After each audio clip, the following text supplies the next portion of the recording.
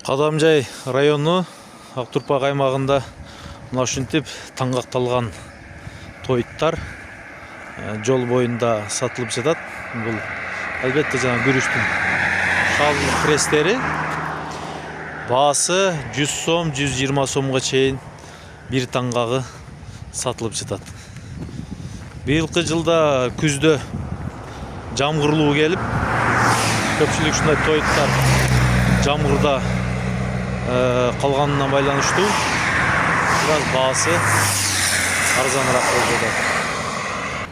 Каалоочулар үчүн ушинтип жолдун четине алып чыгып коюшкан. Бул жол Ош Баткен Разаков жолу. Айрым пресстер монтип эгин талаларында да турат.